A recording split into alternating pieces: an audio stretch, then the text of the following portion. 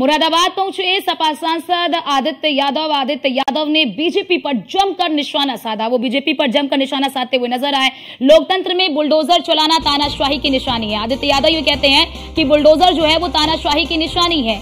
तो आपको ये बड़ी जानकारी दे दें कि आदित्य यादव ने बीजेपी पर जमकर निशाना साधा है और ये कहा है कि लोकतंत्र में अगर बुलडोजर की कार्रवाई होती है तो फिर ये तानाशाही की निशानी है। यानी कि उन्होंने बुलडोजर को तानाशाही की निशानी के तौर पर यहां पर कहते हुए वो नजर आए।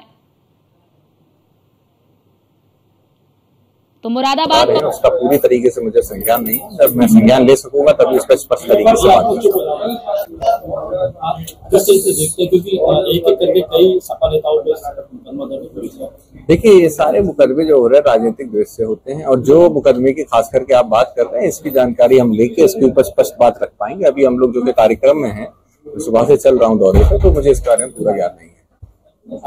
इसके अलावा इस तरह से एनकाउंटर को लेकर के पूरा मसला इस समय चल रहा है, क्या कहना चाहेंगे?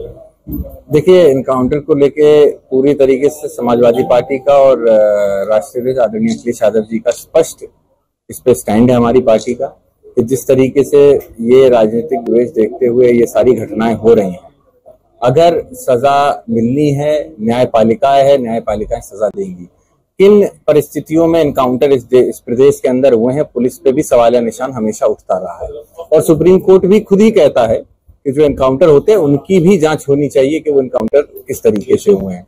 देश के अंदर, प्रदेश के अंदर और दुनिया के अंदर कई ऐसे उदाहरण हैं जहां पे पुलिस ने बेकसूरों को भी कहीं ना कहीं निशाना बनाते हुए अपने केस को रफा दफा करने का प्रयास किया।